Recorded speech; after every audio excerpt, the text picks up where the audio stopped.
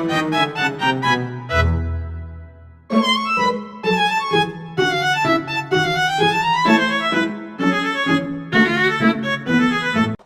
morning, everyone. I am Charlyn Villajuan. So our topic is designing and evaluating portfolio assessment in the classroom. So let's have a recap on what is portfolio. So portfolio is a systematic process and purposeful collection of student work to document the student learning progress, effort, and achievement toward the attainment of learning outcome.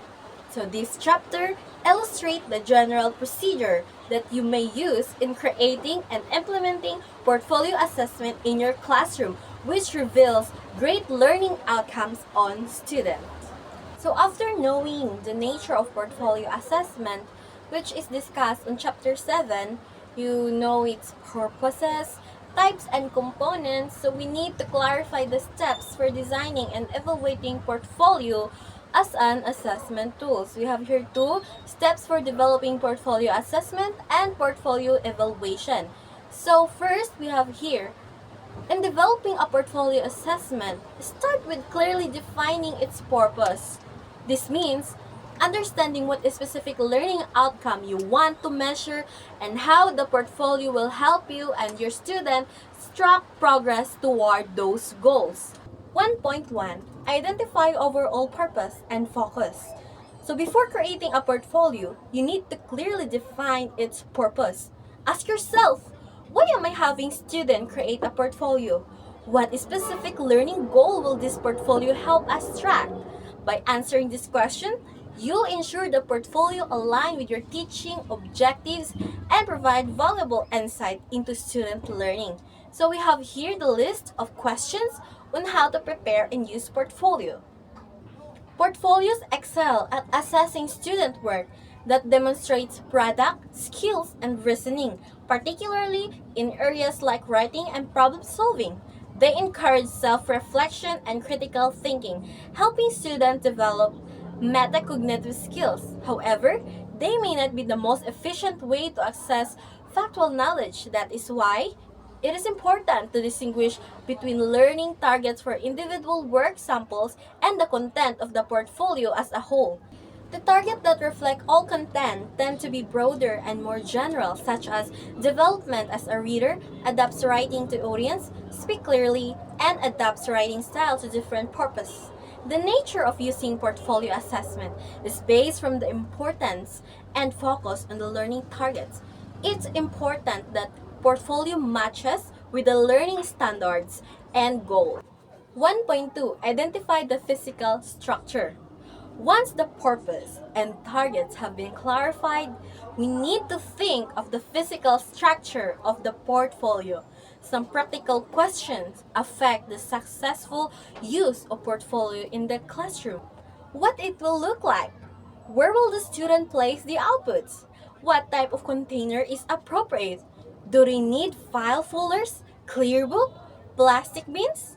How are the materials to be organized? Categorically, numerically, alphabetically, by subject area, or in other ways? Where can students store the portfolios for easy access? Student needs easy access to their portfolio materials. If it's difficult to manage or find their work, they might lose motivation. The way the portfolio is organized and what type of work are included will greatly influence how successful it is. 1.3. Determine the appropriate. The content of portfolio includes student work like essay, projects, drawings, and records of their learning activities. This artifact comes from various classroom activities. The type of work included will depend on the subject and how it's taught. Essentially, the portfolios should contain a variety of student work that reflect their learning journey in the specific subject area as presented in the table. To ensure your portfolio effectively meets its purpose, carefully select the organizational entries. If you're assessing performance product, include output-oriented tasks to provide feedback on students' processes, include summaries of their work. And when selecting portfolio entries, consider the content, and process dimension you want to assess, and establish a minimum and maximum number of entries per category. Ensure the entries fully represent student growth and learning progress. 1.4. Determine student reflection guidelines. Before implementing portfolio assessment, establish guidelines for student self-reflection. So this encourages students' ownership of the process and foster collaboration between students and teachers. Here's some example of questions which are helpful in determining student reflections. These questions help the students gain metacognitive skills, including self-reflection and assessment. Hello, Madlang people. I am Hersti Manligas de la Cruz, and I will continue our report on a topic on Chapter 8 entitled Designing and Evaluating Portfolio Assessment in the Classroom. 1.5. Identify and evaluate scoring criteria. After determining the student reflection guidelines, the next step is to establish the scoring criteria that you will use in evaluating student performance. As the facilitator of learning, you are responsible to ensure the reliability and the high quality of scoring criteria. The student should be informed also in how will you evaluate their portfolios. This can be done by sharing the scoring criteria with your students so that they can ask questions, give the suggestion and insight. Example: the table below shows example of math portfolios under the content of problem solving. In evaluating scoring criteria, the rubrics available must be consistent with the purpose of the portfolio and with the overall curriculum framework. Reliability must be considered as well to give the same result for the same student when applied by different teachers. We will proceed to 1.6. Communicate the result of portfolio. The final step in implementing portfolio assessment is to conduct a conference with each student to review its contents, the student reflections, and assessment of the individual output. Inform your student for this conference so that they can be prepared some question ahead of time and allow students to give their view insight during the conference.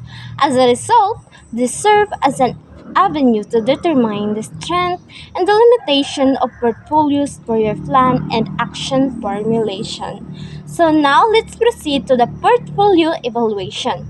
2.1, which is the student evaluation. One advantages of portfolio assessment is allowing the student to revisit, reflect, and evaluate their own work. This allows them to practice critiquing and conceptualizing the quality of their works based on the criteria performance. This also provides an opportunity to become better achievers as they reflect on their strengths and weaknesses. Teacher, as a model, should be the first person to demonstrate the skills in evaluating and critiquing portfolio. Some questions can be asked to facilitate students' self-reflection per individual work, which give insight into how students have been reaching the learning target. First, why did you select this piece of writing? Second, what did you learn from the selection?